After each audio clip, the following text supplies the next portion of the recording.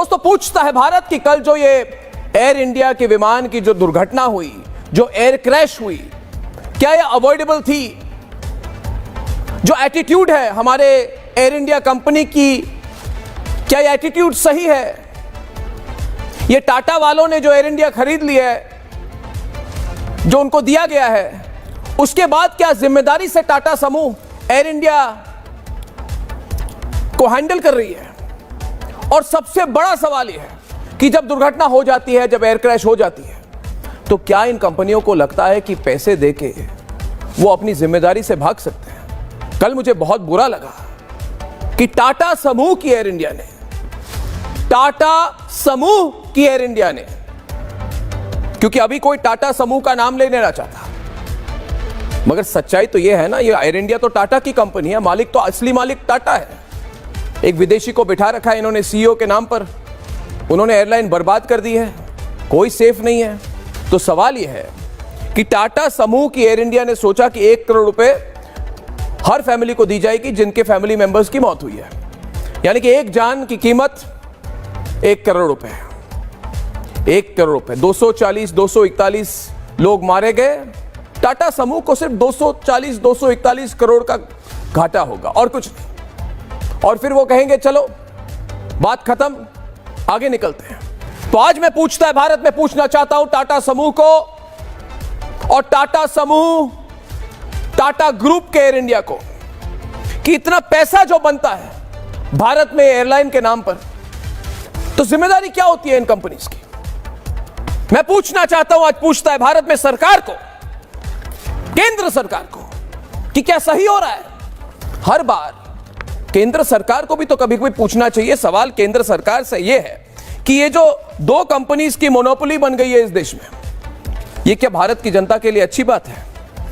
दोस्तों, मोनोपोली यानी कि एक कंपनी की टोटल कंट्रोल मार्केट पर, तो ये कंपनी इतनी पावरफुल हो जाती है, इतनी शक्तिशाली बन जाती है कि कंपनी डिसाइड करती है कि कितना पैसा लगेगा।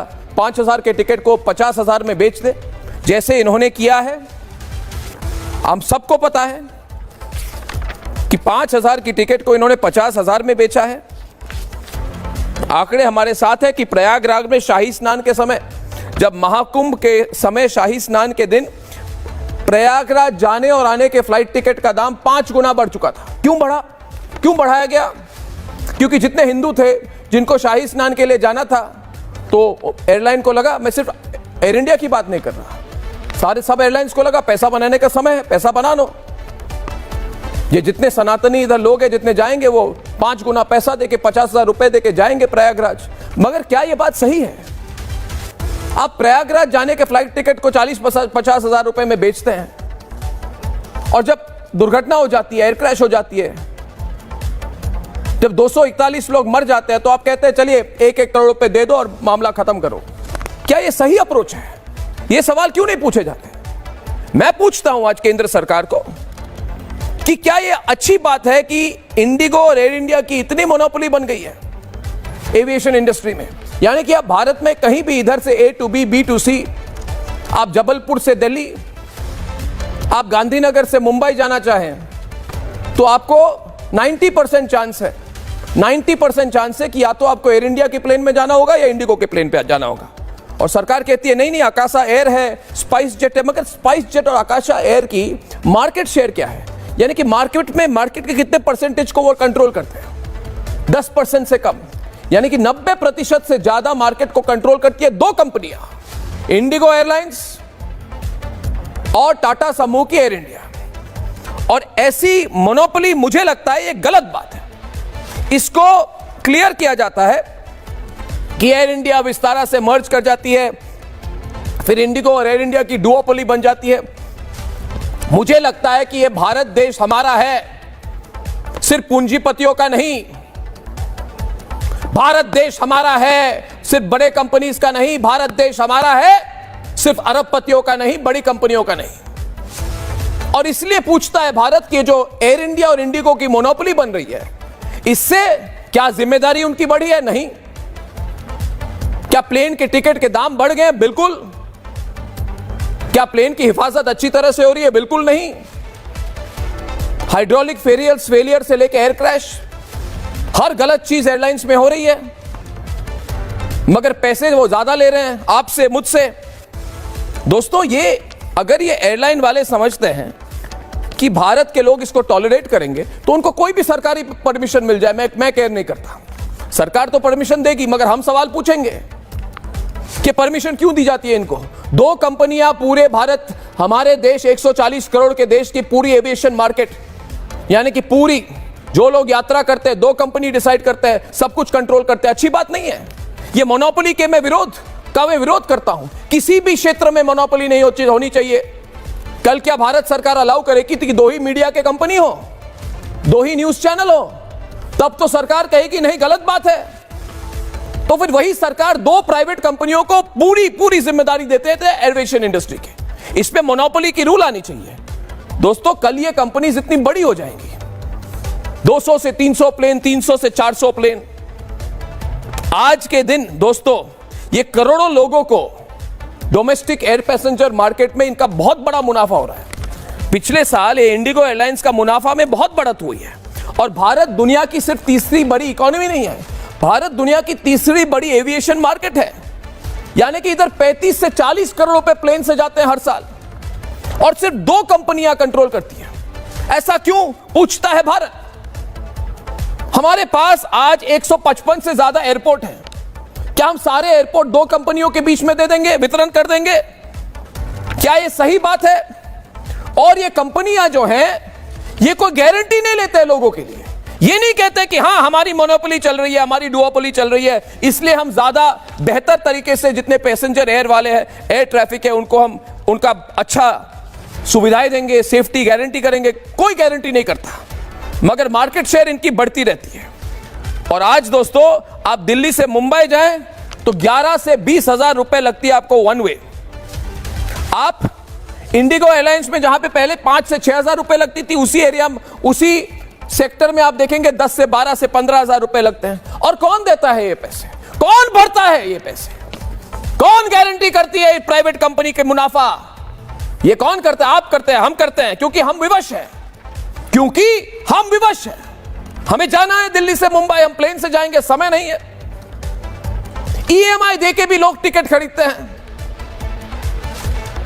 मैं कहता हूं पैसा कमाना गलत बात नहीं है, मगर पैसा कमाना और बहाना बनाना नहीं चलेगा हमारे भारत में। यह मोनोपोली नहीं चलनी चाहिए। यह सरकार, यह देश, पूरा भारतवर्ष 140 करोड़ लोगों का देश है और आम आदमी का देश है, सिर्फ पूंजीपतियों और अरबपतियों का नहीं। आज पूंजीपति अरबपति सोचते हैं 240-250 करोड़ रुपए दे दीजिए, कॉम्पेंसेशन दे दीजिए। फिर अर्नब गोस्वामी रिपब्लिक भारत सवाल पूछेंगे तो कहेंगे अरे हम तो बड़े कॉम्पेंसेट करते हैं लोगों को, और कहेंगे देखिए एक आदमी तो बच गया, एक आदमी बच गया, 241 मर गए। अभी तो मुझे कहने में शर्म आती है, मगर सच्चाई तो यह है कि मुझे कभी कभी लगता है एयर इंडिया जब सरकार के साथ थी, ठीक है, नेताओं को सामने लाइन में ले जाया जाता था,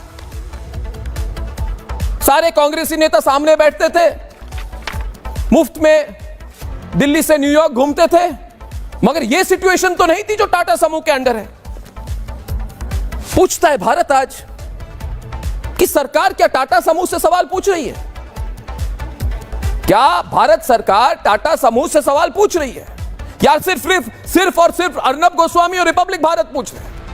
फिर हमें कहते हैं अर्नब गोस्वामी आप जोर जोर से बात क्यों करते हैं? हम जोर से बात ना करें तो हमें लगता है कि ये जो हमारी इंडियन एविएशन इंडस्ट्री है, जिसमें करोड़ों लोग जाते हैं, 3231 टेक ऑफ हुई है प्लेन्स कल, और उनमें करीब 5 लाख लोगों ने ट्रैवल किया है। और सिर्फ आंकड़े नहीं होते हैं लोग, पीपल आर नॉट सिर्फ स्टैटिस्टिक्स, हमारे लिए तो नहीं होते, मगर जो हुआ गलत हुआ। दोस्तों, कोई गारंटी नहीं लेता एयर क्रैश के बाद। मैं जानना चाहता हूं और पूछता है भारत कि टोटल डेथ टोल कल की क्या थी? बताया जाता है नहीं 100, 120, फिर कहते हैं दिन के एंड में कि कोई सरवाइव नहीं किया, डीएनए टेस्टिंग हो रही है। तो मुझे पूछिए दोस्तों, हमें पता कैसे चलेगा कि कितने वहां पे स्टूडेंट थे, एमबीबीएस के कितने छात्र थे जो ग्राउंड में थे, जो एक मेस में भोजन के लिए आए थे? गलती उनकी क्या थी? कोई जवाब नहीं। कितने बच्चे मारे गए? कितने घायल हुए? कोई ऑफिशियल फिगर तो दीजिए, और ऑफिशियल फिगर को विश्वास करें, इसके पीछे भी हमें बताइए कि आपने क्या तहकीकात की है। दोस्तों एक ही बात है मुझे, और एक बात मैं रिपीटेडली कहूंगा कि हमारे देश में आजकल मोनोपोली वाली सिचुएशन अच्छी बात नहीं है। मीडिया में मोनोपोली नहीं होनी चाहिए, मीडिया में मोनोपोली नहीं होनी चाहिए। और मैं खुलकर कहता हूं, कल कोई मुझे पूछे मैं कहूं नहीं। कल अगर 2 ही हिंदी न्यूज चैनल हो, रिपब्लिक भारत और आज तक, तो मैं कहूंगा मेरे लिए अच्छी बात नहीं है। मैं विरोध करूंगा, क्योंकि मुझे लगता है कोई 2 समूह या एक समूह देश के पूरे मार्केट को कंट्रोल नहीं कर सकता है, और कंट्रोल करने नहीं देना चाहिए। और अगर वो बात मीडिया में चलती है तो वो बात हर देश के हर सेक्टर में चलनी चाहिए। क्योंकि कल से लेकर आज तक जो मुझे फीलिंग हो रही है कि ये प्लेन की कंपनियां जिस तरह से उन्हें आंसरेबल होना चाहिए, उन्हें जवाबदेही होनी चाहिए, उनकी उतनी जवाबदेही नहीं है। और मैं ऐसे ही नहीं कह रहा, ये नहीं कि 7 बजे आके अर्नब गोस्वामी लेक्चर कर रहा है। मेरे पास कागज है, मेरे पास डिटेल है, मेरे पास मटेरियल है, मेरे पास दस्तावेज हैं कि एयर इंडिया और डीजीसीए यानी कि हमारे सिविल एविएशन मंत्रालय के बीच में क्या चल रहा है। दोस्तों एक चिट्ठी मैंने कल देखी जिसमें DGCA, director general civil aviation ministry, Bharat सरकार चिट्ठी लिखती है कि ये जो है एलेक कैम्पबेल करके विदेशी आदमी, उन्होंने गलती की है, he has been found to be accused। और उन्होंने क्या किया है, इन्होंने कई सारे प्रोटोकॉल चेंज कर दिया, यानी कि इमरजेंसी इक्विपमेंट नहीं है एयर इंडिया के प्लेन में, मगर प्लेन आराम से बढ़िया से चल रहे हैं। और सरकार कहती है बुरा न माने तो 15 दिन में हमें जवाब दीजिए। ये किस तरह का अप्रोच है भाई? आप 15 दिन में बोले, 15 दिन में जवाब दीजिए। 15 दिन में क्या कितने दुर्घटनाएं हो सकती हैं, और हो सकती थी। और सच्चाई यह है कि जो दस्तावेज 2 पेपर मेरे पास है वो 3 तारीख और 5 तारीख, 3 जून और 5 जून के पेपर्स हैं। और मैं देख के चौंक गया कि इस तरह की अप्रोच चल रही थी। तो वही एयर इंडिया तो समझेगी ना, कुछ भी हो जाए हम हैंडल कर लेंगे, हम बड़ी कंपनी है। ये पूरा जो चल रहा है सिलसिला है, ये गलत हो रहा है। कोई ना कोई, किसी ना किसी को तो कहना पड़ेगा। और मेरा तो कोई सॉफ्ट अप्रोच नहीं है, मैं खुलकर कह रहा हूं, भारत में हर क्षेत्र में फर्स्ट अकाउंटेबली सिटीजन होनी चाहिए। आम आदमी की तरफ क्या जवाबदेही होती है इन कंपनीज की? 240 करोड़ देके अपनी जवाबदेही से कोई नहीं भाग सकता है, एयर इंडिया भी नहीं। और ये सवाल और कई सवाल आज पूछता सिर्फ मैं नहीं हूं अकेले, ये सवाल आज पूछ रहा है। कोई चैनल पूछे ना पूछे, कोई एंकर ये कहे ना कहे, कोई केंद्र सरकार से सवाल पूछे ना पूछे, मगर सवाल देश करता है, पूछता है सारा भारत।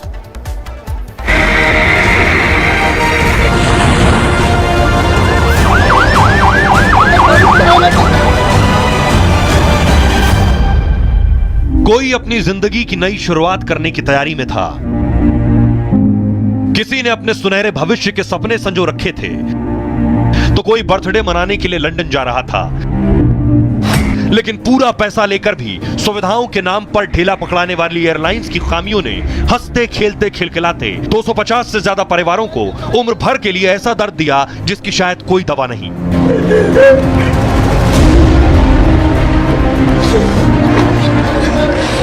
गुजरात की जयश्री बेन हो या फिर राजस्थान की खुशबू, जिन्होंने अपने वैवाहिक जीवन की शुरुआत ही की थी, लेकिन 7 जन्मों की कसम खाने वाले एक जन्म भी साथ नहीं रह पाए। खुशबू के परिवार ने उसे लंदन जाने के लिए विदा किया था, लेकिन उन्हें क्या पता था कि यह विदाई आखिरी होगी।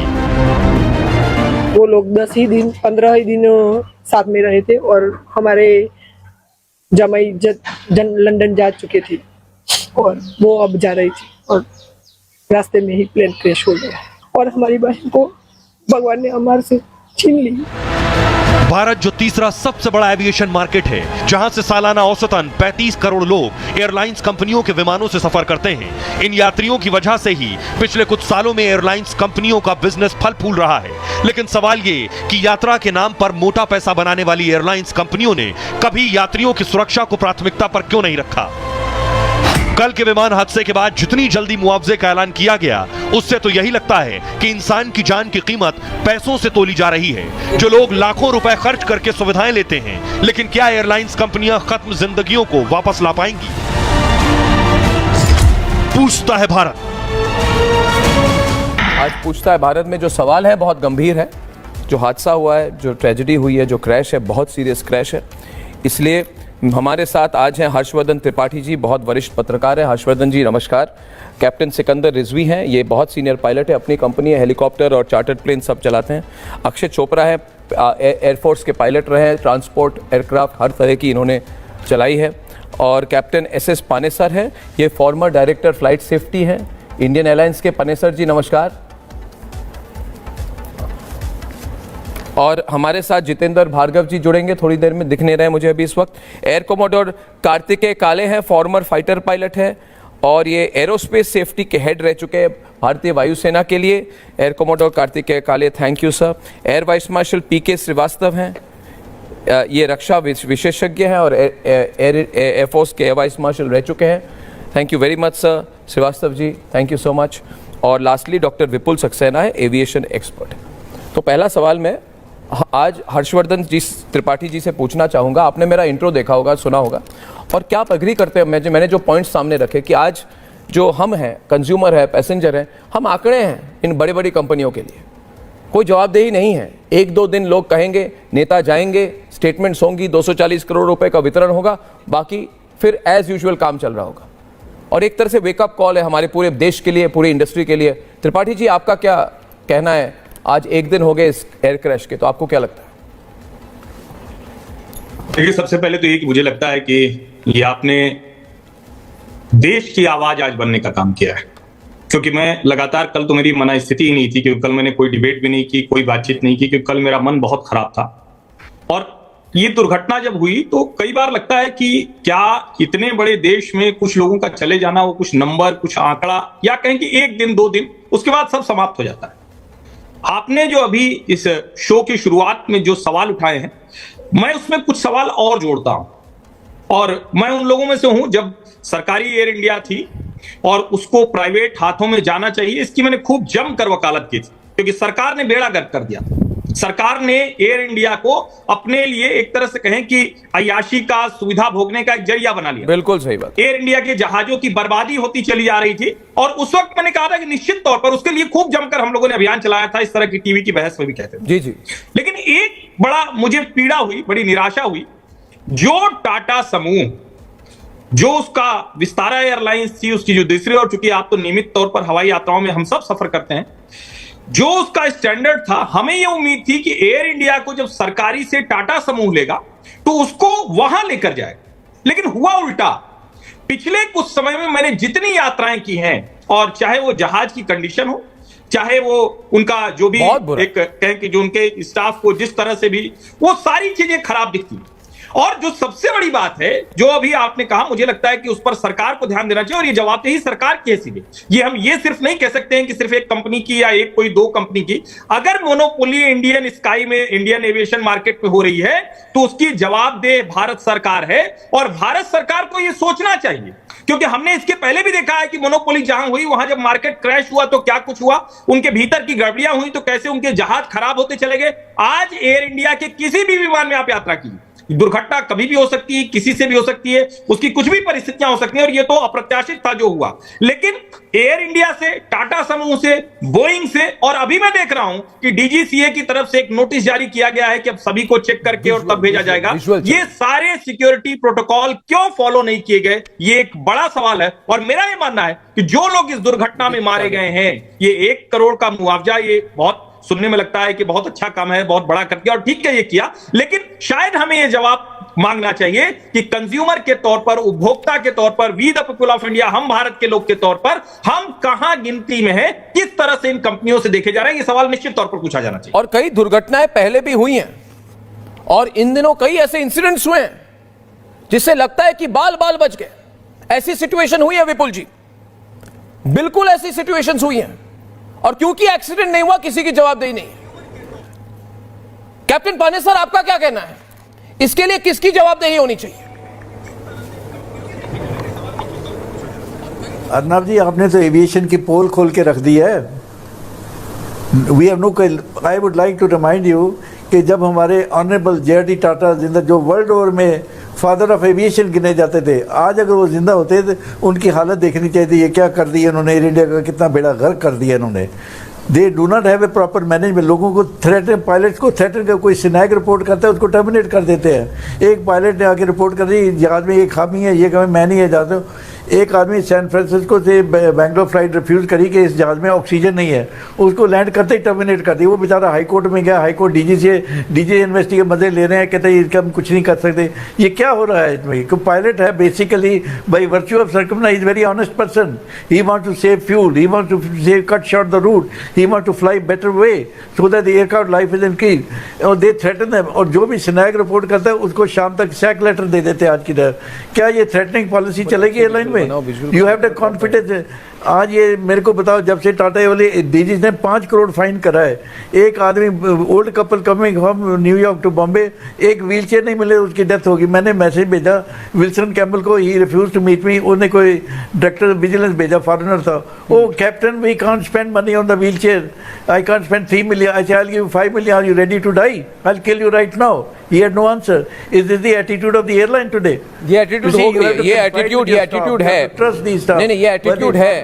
और कैप्टन साहब उसके बाद कहना है विपुल जी ऑन एयर, जरा विंडोज ठीक करें।